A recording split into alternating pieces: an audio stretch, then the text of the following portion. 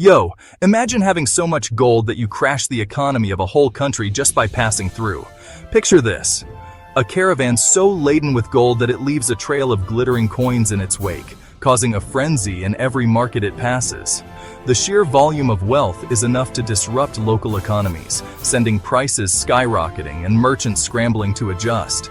It's like a golden tidal wave sweeping through the land, leaving both awe and chaos in its path. That wasn't a hypothetical for Mansa Musa, the 14th century ruler of the Mali Empire. This legendary figure didn't just possess wealth, he embodied it. His name became synonymous with opulence and grandeur, a living testament to the boundless riches of his empire. Imagine a ruler so wealthy that his very presence could alter the economic landscape of entire regions. Mansa Musa's wealth was not just a symbol of his power, but a tool he wielded with precision and purpose. This dude wasn't just rich. He was yo mama, so rich levels of wealthy. We're talking about a level of affluence that defies modern comprehension. Picture vaults overflowing with gold bars, rooms filled with glittering treasures, and a treasury that seemed to have no end. Mansa Musa's wealth was so vast that it became the stuff of legends, inspiring tales of unimaginable fortune that have endured through the centuries. Historians reckon he was the richest person to ever live, with a net worth estimated in the trillions. That's with a T, folks. To put that into perspective, his wealth dwarfed that of modern billionaires, making today's richest individuals look like mere paupers in comparison.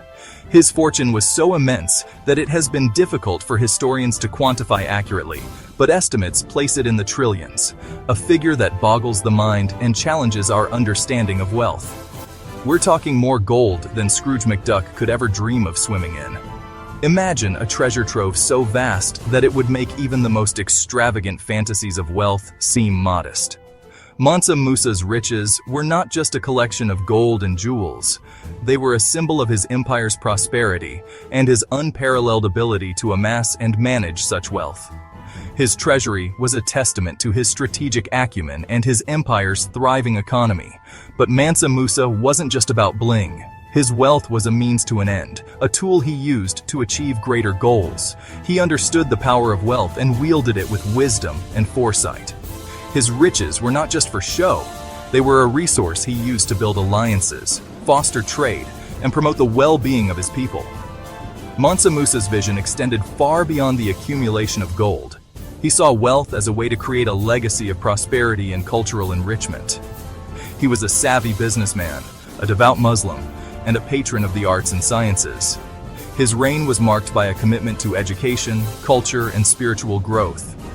Mansa Musa's dedication to his faith and his people was evident in his support for scholars, artists, and religious institutions. He invested in the intellectual and cultural development of his empire, fostering an environment where knowledge and creativity could flourish. His patronage of the arts and sciences left a lasting impact on the Mali Empire and the world.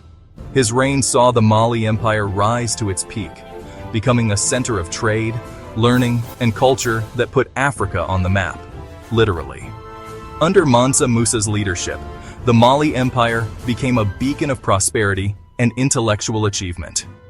Timbuktu, one of the empire's most famous cities, emerged as a hub of trade and scholarship, attracting merchants, scholars, and travelers from across the globe. The Mali Empire's influence extended far beyond its borders, shaping the course of history and leaving an indelible mark on the world. Mansa Musa's legacy is a testament to the power of visionary leadership and the enduring impact of a ruler who understood the true value of wealth. So, where did all that gold come from? Let's take a journey back in time to uncover the origins of this precious metal. Picture this: the Sahara Desert, hotter than your boy's mixtape drop, but instead of sand, there's gold. Imagine the vast, arid landscape shimmering under the scorching sun, with hidden treasures beneath the surface. Okay, maybe not that much gold, but you get the idea. The desert was a harsh environment, but it held secrets that would change the course of history. The Mali Empire sat on a gold mine, literally. This wasn't just any gold mine. It was one of the richest sources of gold the world had ever seen. They controlled massive gold mines and salt deposits, which were like the oil and gas of their time. essential and in high demand. These resources were the lifeblood of the empire, fueling its economy and power.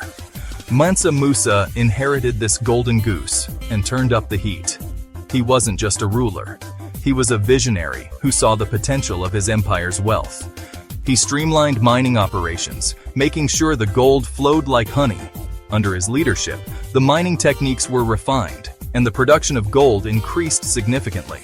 This wasn't just about hoarding wealth. It was about establishing Mali as the ultimate gold standard, pun intended. The wealth generated from gold mining was used to build magnificent cities, fund education, and support the arts. People from as far as Europe knew that if you wanted the good stuff, you went through Mansa Musa. His reputation as the richest man in history spread far and wide, attracting traders and scholars from all over the world. The bustling markets of Mali were a testament to its prosperity. Traders from different continents came to exchange goods, ideas, and culture, making Mali a melting pot of diversity and innovation. Mansa Musa's wealth wasn't just measured in gold, it was also in knowledge. He established libraries and centers of learning, attracting scholars who contributed to the intellectual and cultural richness of the empire. The architectural marvels of Mali, including grand mosques and palaces, were built with the wealth generated from gold. These structures stood as symbols of the empire's glory and sophistication. One of the most famous events in Mansa Musa's reign was his pilgrimage to Mecca. He traveled with a caravan so lavish that it left a lasting impression on everyone who witnessed it. During his journey, he distributed gold generously, showcasing the immense wealth of Mali. This act of generosity not only demonstrated his piety, but also boosted the empire's reputation on a global scale. The gold of Mali didn't just stay within its borders. It traveled far and wide, establishing trade connections that spanned continents. The legacy of Mali's gold continues to be a fascinating chapter in the history of wealth and power. Today, the remnants of this golden era can still be seen in Mali's cultural heritage and historical sites. The story of Mali's gold is a reminder of the empire's incredible impact on the world. As the sun sets over the desert, we reflect on the legacy of the Mali Empire and its golden age. It's a story of vision, wealth, and the enduring power of a dream turned into reality. Now, Mansa Musa wasn't just about stacking gold in his palace. As a devout Muslim, he decided to embark on the Hajj, the pilgrimage to Mecca, in 1324. But this wasn't your average road trip. Imagine a caravan so large it stretched for miles, with thousands of people, camels laden with gold, and enough supplies to make a Walmart jealous. This wasn't just about fulfilling a religious duty. It was a power move. Mansa Musa wanted the world to know about Mali's wealth and influence, and boy did he succeed. He splashed the cash wherever he went, showering cities like Cairo with so much gold that it messed up their economy for years. Talk about making an entrance. Section 4. Trading places, from Timbuktu to Cairo. The Hajj wasn't just a publicity stunt, it was a business trip. As Mansa Musa traversed the Sahara, he was basically laying down the red carpet for trade. He established diplomatic ties with other rulers, opened up new trade routes, and put Mali on the map as the ultimate trading hub. Timbuktu, in particular, became a crossroads of cultures and commerce. Scholars, poets, and traders from all over the Islamic world flocked to this desert metropolis, drawn by the promise of knowledge and, of course, gold. This exchange of goods and ideas helped Mali flourish, transforming it into an intellectual and economic powerhouse. Section 5. Building an empire. Bricks, books, and brains. Mansa Musa understood that true wealth wasn't just about how much gold you had, but also about what you did with it.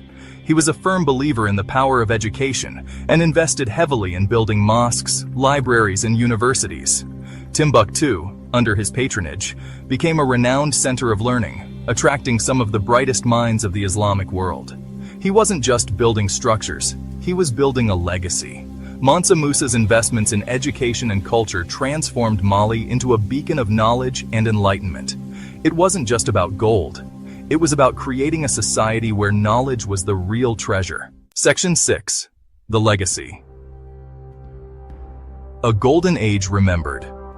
Mansa Musa's reign, though it lasted just over 2 decades, left an indelible mark on history. His leadership and vision transformed the Mali Empire into one of the most prosperous and influential realms of its time. Under his rule, Mali became a beacon of wealth, culture, and knowledge, attracting scholars, traders, and adventurers from far and wide. He transformed Mali into a wealthy and powerful empire, a center of trade and learning that rivaled any in the world. The bustling markets of Timbuktu were filled with goods from across the globe, and the city became a melting pot of cultures and ideas. Scholars flocked to its libraries, which housed countless manuscripts on subjects ranging from astronomy to medicine. The wealth generated from gold and trade allowed Mansa Musa to invest heavily in the infrastructure and cultural development of his empire. His epic pilgrimage to Mecca cemented his place in the annals of history, making him a legend whispered about in hushed tones from the marketplaces of Timbuktu to the courts of Europe. This journey was not just a demonstration of his faith, but also a display of his immense wealth and power. The caravan he led was said to be so grand that it caused a sensation wherever it went, with tales of his generosity and the gold he distributed spreading far and wide. This pilgrimage also established diplomatic and economic ties with other regions, further enhancing Mali's influence on the global stage. But his true legacy lies not just in the gold he amassed, but in the knowledge he cultivated and the legacy he left behind. Mansa Musa understood that true power came from the mind as much as from wealth. He established centers of learning and invited scholars from across the Islamic world to teach and study in Mali.